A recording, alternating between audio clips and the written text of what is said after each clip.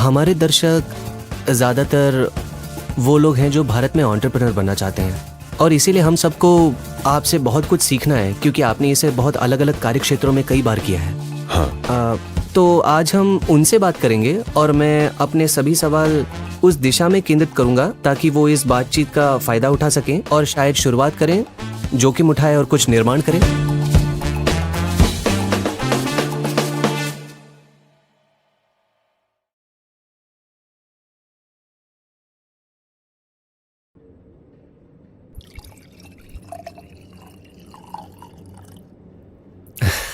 क्या आप कॉफी पीना चाहेंगे? हाँ जरूर, क्यों नहीं। ओके। क्या हम ज्यादा देर बात करेंगे? उम्मीद है कि हम करेंगे। ठीक है, ठीक है, बिल्कुल। मेघना, क्या मुझे एक कॉफी मिल सकती है? क्या हमें एक और कॉफी मिल सकती है? कौन सी कॉफी लेंगे? कैपुचिनो ठीक है। हाँ। क्या आपको कॉफी पसंद है इलॉन? हाँ, मैं आमतौर पर सुबह एक बार ही कॉफी पीता हूँ। अच्छा, यानी दिन में एक बार? हाँ, ज्यादातर। ओके। कॉफी का इंतजार करना है? नहीं, हम शुरू कर सकते हैं।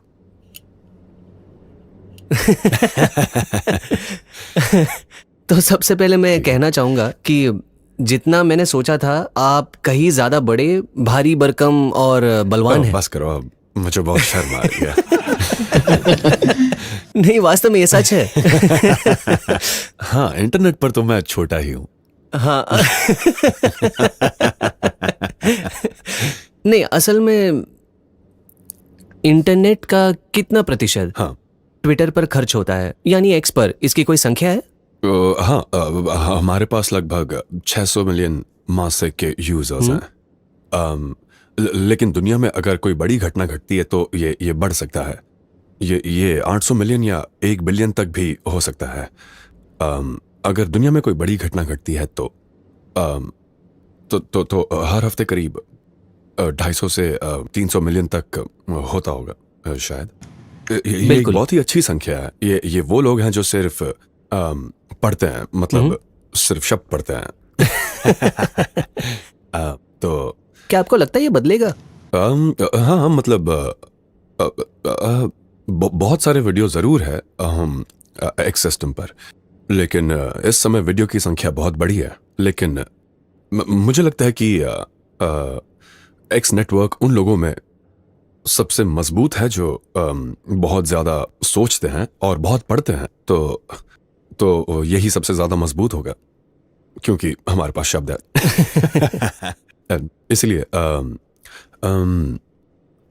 इसलिए पाठकों, लेखकों और विचारकों में एक्स दुनिया में श्रेष्ठ हैं। जहां तक सोशल मीडिया की बात है, ये फॉर्म फैक्टर, अगर भविष्य में आपको अंदाजा लगाना हो, हाँ, तो कितना टेक्स्ट है और कितना वीडियो? मैंने आपको कहते हुए सुना है कि एआई के साथ संचार का अगला तरीका बातचीत और सुनने की शक्ति हो सकती है। अच्छा, एक्स के असली रूप का क्या होगा? ये कैसे विकसित होगा? हाँ, तो भविष्य में बातचीत ज्यादातर वीडियो के जरिए होगी। ज्यादातर बातचीत एआई के साथ रियल टाइम वीडियो से होगी। तो रियल टाइम वीडियो की समझ, रियल टाइम वीडियो उत्पादन, इसका बहुत अधिक भार होगा। और ज्यादातर इंटरनेट पर यही हाल है। इंटरनेट पर ज्यादा वीडियो ही है, टेक्स्ट का प्रतिशत बहुत कम है। लेकिन आमतौर पर टेक्स्ट का महत्व ज्यादा होता है। जानकारी को संक्षिप्त तरीके से पेश किया जाता है। हाँ, तो लेकिन अगर आप कहें कि सबसे ज्यादा बिट्स कहाँ उत्पन्न हुए और कंप्यूट में खर्च हुए, तो वो बेशक वीडियो ही होगा। तो मैं एक्स का शेयर होल्डर हुआ करता था, बहुत छोटा सा, और मुझे पैसे तब मिले जब आपने ट्विटर को खरीद कर उसे एक्स बनाया।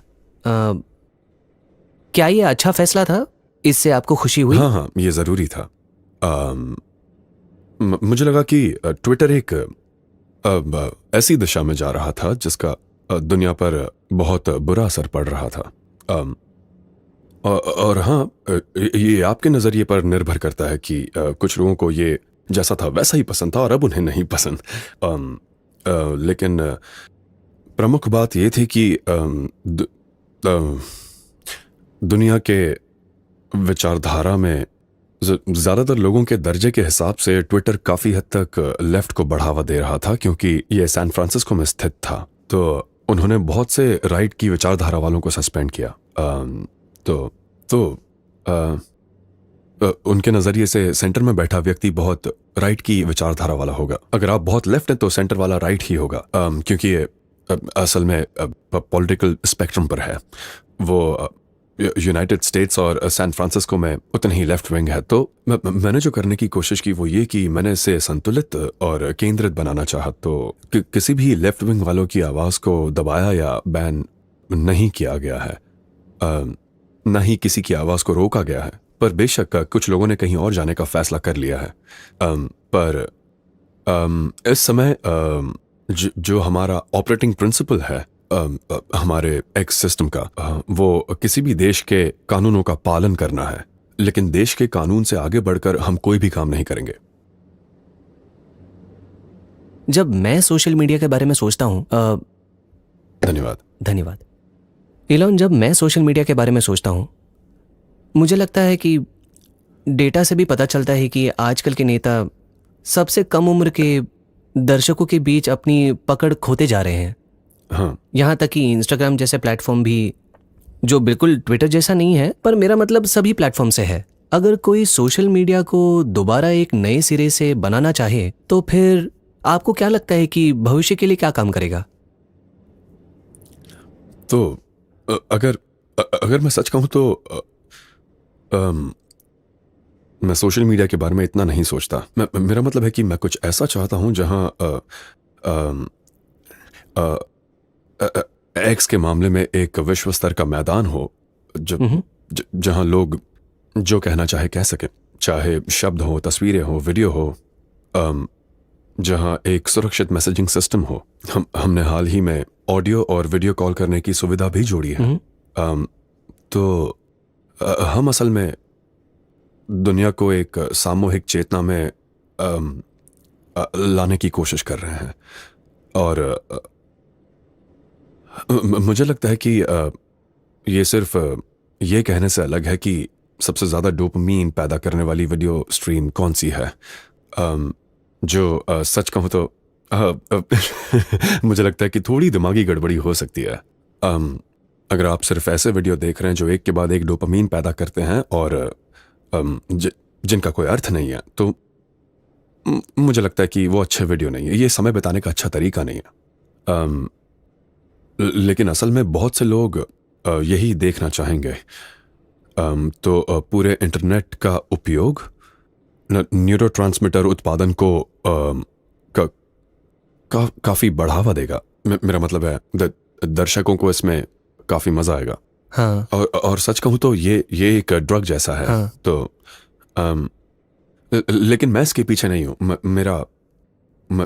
मेरा लक्ष्य ऐसा करना नहीं है। हाँ। मैं चाहता तो ऐसा कर सकता था, पर मैं ऐसा मैं सच में चाहता हूँ कि एक ऐसा वैश्विक मंच हो जहाँ पर ये इंसानियत की सामूहिक चेतना को करीब ला सकें। और उदाहरण के लिए हमने जो चीज़ें शुरू की उनमें से एक है स्वचालित अनुवाद। तो ये बहुत अच्छा होगा कि लोग जो विभिन्न भाषाओं में बोलते हैं उसे एक साथ लाकर पाने वाले के लिए स्वचालित अनुवाद किया जाए। तो आपके पास सामूहिक चेतना होगी, सिर्फ किसी खास भाषा समूह के लोगों की ही नहीं, लेकिन आपके पास हर भाषा समूह के लोगों के विचार हैं। सामूहिक चेतना के लिए एक मंच होना ये जरूरी क्यों है इलॉन? मुझे लगता है ये जरूरी क्यों है।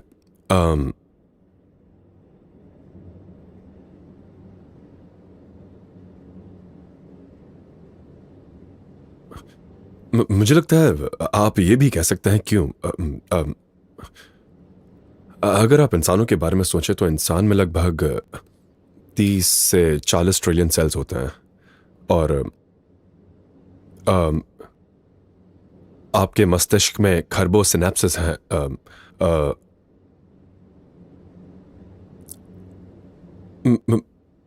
मुझे लगता है कि ऐसा इसलिए है ताकि हम अपनी समझ बढ़ा सकें, विश्व के बारे में हमारी समझ को बढ़ा सकें। तो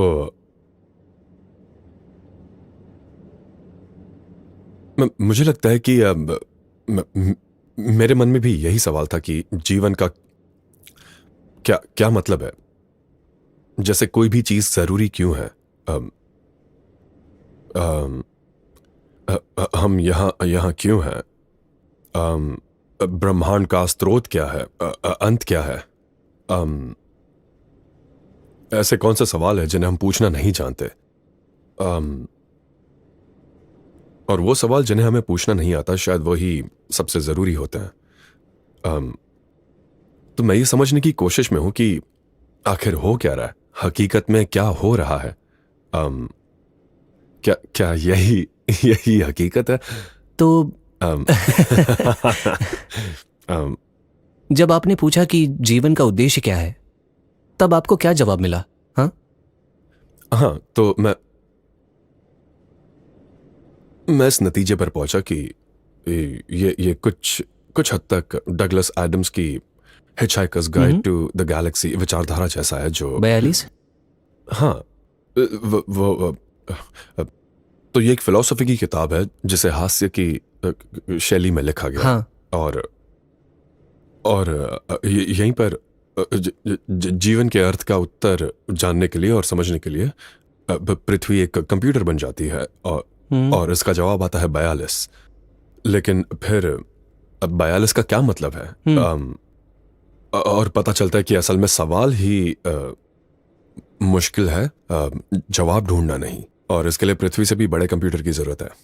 अब असल में डगलस एडम्स यही कह रहे थे कि हम नहीं जानते कि सवालों को ठीक से कैसे गढ़ें।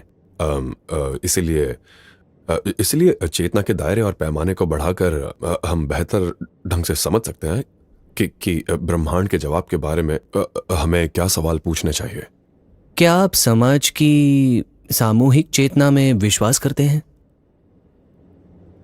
मैं हाल ही में एक फिल्म देख रहा था, वो ग्लैडिएटर, रसल क्रो की। क्या आपने देखी है?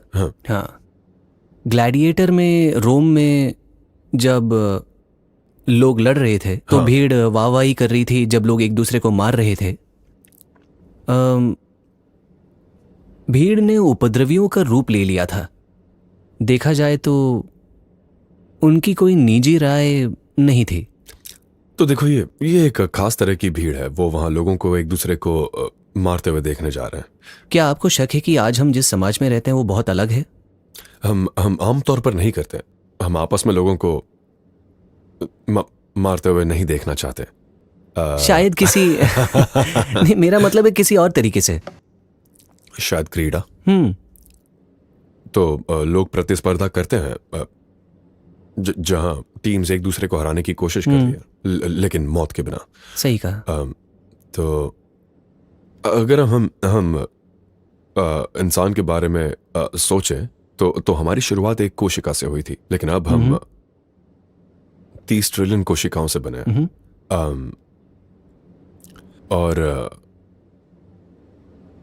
लेकिन ज्यादातर लोगों को लगता है कि वो एक शरीर है। जैसे आमतौर पर आपका दाहिना हाथ आपके बाएं हाथ से नहीं लड़ रहा होता है। तो ये एक तरह से सहयोग करता है। आपका मस्तिष्क, मेरा मतलब है बहुत सारे न्यूरॉन्स का एक समूह है। लेकिन ऐसा बिल्कुल नहीं लगता कि आपके दिमाग में 1 ट्रिलियन आवाजें हैं। उम्मीद है ऐसा ना हो। तो साफ है कि जब आपके पास एक कोशिका के बजाय खरबों कोशिकाएं मिलकर काम करती हैं, तो वो एक समूह में काम करती हैं, ना कि अकेले। या जैसे एक छोटा मल्टी सेल्यूलर जीव। तो ये जाहिर है कि कुछ तो अलग हो रहा है। जैसे आप बैक्टीरिया से बात नहीं कर सकते। हाँ। वो बहुत शांत होते हैं। वो बस हिलते डुलते रहते हैं। और उनके नजरिए से पता नहीं, मैं हमेशा यही सोचता हूं कि अमीबा के नजरिए से जिंदगी क्या होती होगी। लेकिन आप अमीबा से बात नहीं कर सकते, वो जवाब नहीं देते। पर इंसान बात कर सकते हैं। तो इंसानों में कुछ तो स्पष्ट रूप से मूल रूप से अलग है। एक बार जब आपके पास बड़ी संख्या में कोशिकाएं हो जाती हैं और पर्याप्त रूप से बड़ा मस्तिष्क है, अब आप इंसानों से बात करते हैं। वो बातें कह सकते हैं, वो चीज़ें बना सकते हैं। उदाहरण के लिए बैक्टीरिया स्पेसशिप नहीं बना सकते हैं, लेकिन इंसान बना सकते हैं। तो मुझे लगता है कि जब इंसानों का एक जमाव होता है तो प्रतिष्ठित रूप से कुछ अलग होता है। तो ये कहना सही होगा कि एक इंसान स्पेसशिप नहीं बना सकता। मैं खुद एक स्पेसशिप नहीं बना सकता, लेकिन इंसानों का एक समूह स्पेसशिप बना सकता है। तो जाहिर है इंसानों के समूह में कुछ तो मूल रूप से अलग है। असल में मेरे लिए सारी चीजें निपुणता से सीखना नामुमकिन होगा। एक जिंदगी में इतना समय नहीं होगा कि मरने से पहले मैं सारी चीजें सीख पाऊं। तो रॉकेट बनाने के लिए आपके पास इंसानों की एक टीम होनी चाहिए। फिर शायद कुछ और स्केलिंग, प्रतिष्ठित स्केलिंग मुमकिन होती है जब आपके पास इंसानों का समूह होता है। और अगर पारस्परिक प्रभाव के गुण या जानकारी के बहाव के गुण जितने बेहतर होंगे, इंसानी समूह उतना ही ज्यादा हासिल करेगा। जैसा कि मैंने कहा, मैं ब्रह्मांड के गुणों के बारे में जानने के लिए उत्सुक हूं। और मुझे लगता है कि ये कहना उचित है कि अगर हम चेतना का दायरा और पैमाना बढ़ा दें तो ब्रह्मांड के गुणों को समझने की संभावना ज्यादा होगी, ना कि इसे कम करने से। क्या ये कुछ हद तक आध्यात्म जैसा है? बहुत से लोग मुझसे आध्यात्म की बातें करते हैं। हाँ, मुझे आज भी नहीं पता उसका मतलब क्या है। मैं उनसे पूछता रहता हूँ, आपका क्या मतलब है? आपका क्या मतलब है? हाँ, तो बहुत से लोगों में आध्यात्मिक भावनाएं होती हैं। हाँ। मैं इनकार नहीं करूंगा कि आध्यात्मिक भावनाएं उनके लिए असली हैं, लेकिन ये पूरी तरह से समझा नहीं जाता। सिर्फ इसलिए कि किसी और को आध्यात्मिक भावनाएं हैं, इसका मतलब ये नहीं कि मुझे भी हो। तो मेरा खिंचाव ज्यादा है फिजिक्स की ओर। यानी अगर किसी चीज का भविष्य सूचक महत्व है तो मैं उस पर ज्यादा ध्यान दूंगा, बजाय इसके कि उसमें भविष्य सूचक महत्व ना हो। हाँ। तो फिजिक्स उस चीज का अध्ययन है जिसका भविष्य सूचक महत्व होता है। ये एक बहुत अच्छी परिभाषा है। इलॉन, मुख्य रूप से मैं एक स्टॉक ब्रोकर और स्टॉक इन्वेस्टर हूँ। अच्छा, इसमें भविष्य सूचक महत्व नहीं होता। किसी को नहीं पता कि कल क्या होगा। लेकिन आप आमतौर पर कह सकते हैं कि अगर अगर ये किसी कंपनी के लिए लॉन्ग टर्म है तो आप कह सकते हैं कि क्या आपको उस कंपनी का माल या सेवाएं पसंद हैं, और क्या आपको प्रोडक्ट रोड मैप पसंद आया? क्या ऐसा लगता है कि वो बेहतरीन उत्पाद बनाते हैं और भविष्य में वो अच्छे उत्पाद बना सकते हैं? अगर ऐसा है तो ये शायद निवेश करने के लिए एक अच्छी कंपनी है। मुझे लगता है कि आप भी टीम पर विश्वास करना चाहते हैं। तो अगर आप कहें कि ये एक योग्य और मेहनती टीम है, वो अच्छे पदार्थ बनाते हैं, भविष्य में कुछ नया बनाने के लिए प्रेरित होते हैं, तो मैं कहूंगा कि वो निवेश करने के लिए एक अच्छी कंपनी है। सही बात है। हाँ, तो अब इससे रोज के उतार चढ़ाव का हल नहीं होगा, जो वाकई होते हैं और कभी कभी बहुत ज्यादा होते हैं। लेकिन समय के साथ स्टॉक्स में निवेश करने का यही सबसे अच्छा तरीका है, क्योंकि एक कंपनी बस लोगों का एक समूह है जो पदार्थ बनाने और सेवाओं के लिए इकट्ठा होते हैं। तो आपको पूछना होगा कि वो पदार्थ और सेवाएं कितने अच्छे हैं, क्या भविष्य में उनमें सुधार जारी रहने की संभावना है। अगर है तो आपको कंपनी के स्टॉक खरीदने चाहिए और फिर हर दिन के उतार चढ़ाव के बारे में चिंता ना करें। सही। आप जो कुछ भी बना रहे हैं इलॉन, उनमें सबसे ज्यादा आपको क्या उत्साहित करता है? आप बहुत कुछ कर रहे हैं, तो मैं बस पहले ही बता दूं और संदर्भ दूं कि इसे कौन देख रहा है। हमारे दर्शक ज्यादातर वो लोग हैं जो भारत में एंटरप्रेन्योर बनना चाहते हैं। ठीक है। सच में महत्वाकांक्षी, बहुत उत्सुक और खतरा मोल लेकर कुछ बनाना चाहते हैं। और इसीलिए हम सबको आपसे बहुत कुछ सीखना है, क्योंकि आपने इसे बहुत अलग अलग कार्य क्षेत्रों में कई बार किया है।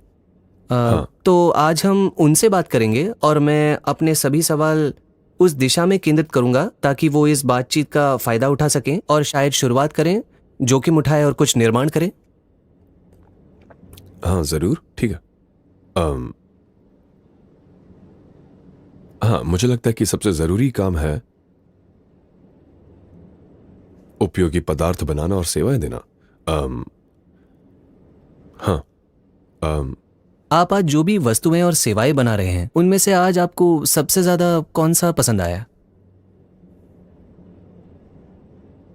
मुझे लगता है कि असल में स्पेस एक्स, टेस्ला और XAI के बीच झुकाव हो रहा है। अगर भविष्य में सोलर पावर से चलने वाले AI सैटेलाइट हैं जिनकी बहुत ज़्यादा ज़रूरत है ताकि सूरज की ऊर्जा का एक बड़ा सा हिस्सा हम इस्तेमाल कर सकें, तो आपको डीप स्पेस में सोलर पावर वाले AI सैटेलाइट की ओर बढ़ना होगा, जो कुछ हद तक टेस्ला और स्पेस एक्स एक्सपर्टीज का संगम है, और AI की ओर से XAI। तो लगता है कि समय के साथ वहाँ कुछ हद तक झुकाव हो रहा है।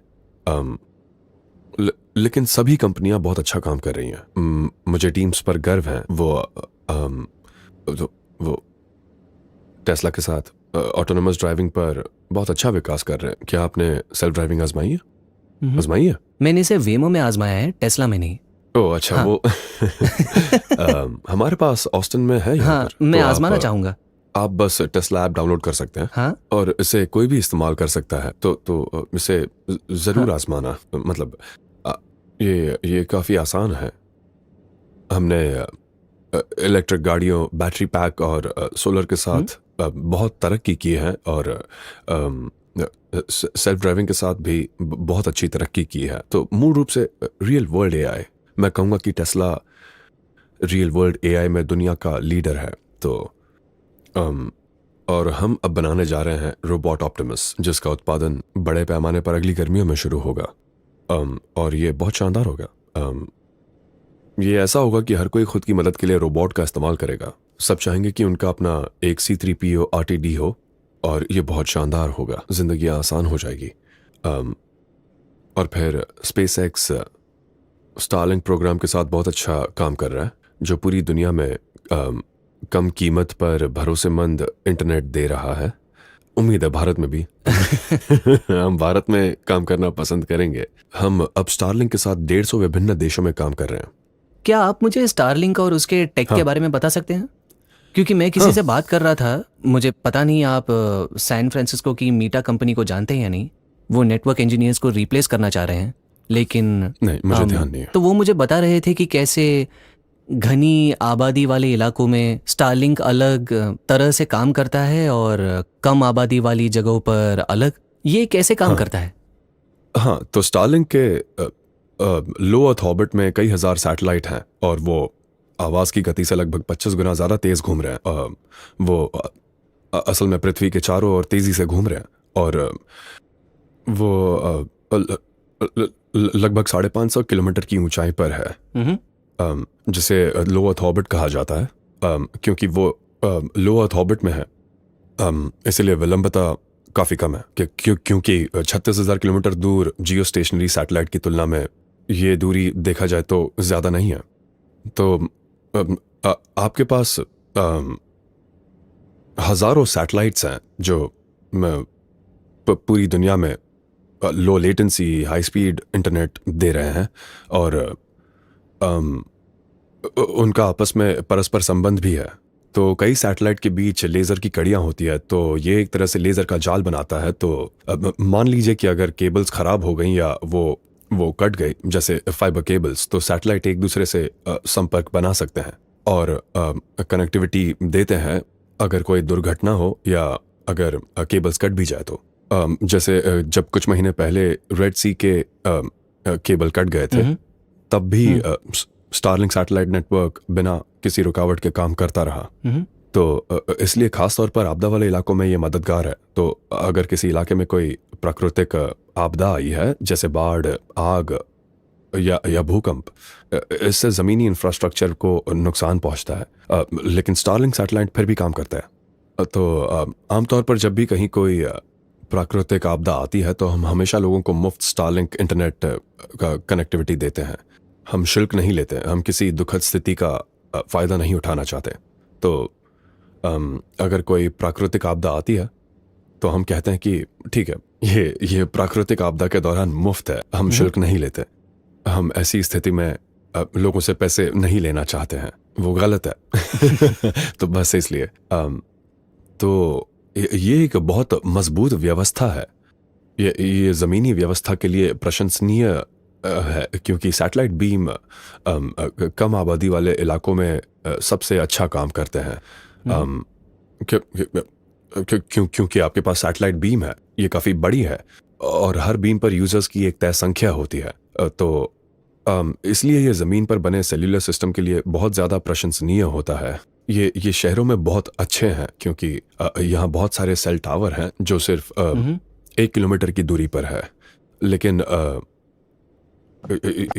ये सेल टावर ग्रामीण इलाकों में कम असरदार होते हैं। तो ग्रामीण इलाकों में इंटरनेट सबसे ख़राब होता है क्योंकि ये सब बिछाना बहुत महंगा और मुश्किल है, जैसे सभी फाइबर ऑप्टिक केबल लगाना या हाई बैंडविड्थ सेल्यूलर टावर लगाना। तो स्टारलिंक मौजूदा टेलीकॉम कंपनियों के लिए बहुत प्रशंसनीय है, उनके लिए काफ़ी फ़ायदेमंद है। असल में ये सबसे कम वर्ग के लोगों की सेवा करता है, तो मुझे वो अच्छा लगता है। क्या ये कल बदलेगा? जैसे कि आपने बताया आज की बीम काफ़ी चौड़ी है और शायद ये घनी आबादी वाली इलाके में काम नहीं कर सकता जहाँ ऊंची इमारतें हैं। लेकिन क्या ये बदलकर कल घनी आबादी वाले शहर में असरदार हो सकता है जहां ये लोकल नेटवर्क प्रोवाइडर्स के साथ प्रतियोगी हैं? दुर्भाग्य से फिजिक्स इसकी इजाज़त नहीं देती। तो हम बहुत दूर हैं। तो 550 किलोमीटर पर अगर हम इसे कम करने की कोशिश करें तो लगभग 350 किलोमीटर जितना नीचे जा सकते हैं, जो अभी भी बहुत दूर है। आप इसे एक टॉर्च की तरह सोच सकते हैं। यानी ये टॉर्च की रोशनी एक कोन की भांति है और वो कोन आज 550 किलोमीटर की दूरी से आ रहा है, भविष्य में 350 किलोमीटर की दूरी से आएगा, लेकिन हम कभी भी 1 किलोमीटर की दूरी तक नहीं पहुंच सकते हैं। जो सेल टावर फिजिक्स यहाँ हमारा साथ नहीं देगा। बिल्कुल। तो ये प्राकृतिक रूप से संभव नहीं है कि घनी आबादी वाले शहरों में स्टारलिंक सेवाएं दे सके। शायद 1% आबादी के इलाके में थोड़ी बहुत सेवा कर सकते हैं, और कभी कभी लोगों को भीड़ भाड़ वाले शहरों में भी हो सकता है कि उनकी सड़क पर कोई फाइबर लिंक ना हो, जैसे कभी कभी किसी बंद गली में होता है, या शहरों में कभी कभी कुछ खास वजहों से कुछ इलाकों में लोगों की पहुंच कम होती है। और जैसा कि मैंने कहा, स्टारलिंक शायद घनी आबादी वाले शहर के 1 या 2% हिस्से को सेवा दे सकता है, लेकिन ये ग्रामीण इलाकों में ज़्यादा असरदार हो सकता है जहां इंटरनेट कनेक्शन बहुत ख़राब है और अक्सर लोगों के पास या तो कभी कभी इंटरनेट की सुविधा नहीं होती, या कभी बहुत महंगा है, या ये उच्च कोटि का नहीं है। तो अगर मैं आपसे अंदाज़ा लगाने को कहूँ इलॉन, क्या आपको लगता है कि भारत भी चीन की तरह शहरीकरण की तरफ बढ़ेगा, जहां ज़्यादा लोग ग्रामीण अर्थव्यवस्थाओं से शहरी केंद्रों की ओर आएंगे, या हम इस विचारधारा को हराएंगे? मुझे लगता है ये कुछ हद तक ऐसा हुआ है ना। मैं भी आपसे कुछ सवाल पूछना चाहता हूँ। क्या भारत में इसका प्रचलन है या ये नहीं है? क्या मतलब? ये काफ़ी हद तक प्रचलित अच्छा। है। मुझे लगता है कि कोविड के दौरान थोड़ा बदलाव आया, जब शहरीकरण बहुत धीमा हो गया और वो संगठित नहीं था, ये बहुत बनावटी तरीके से दिखाया गया।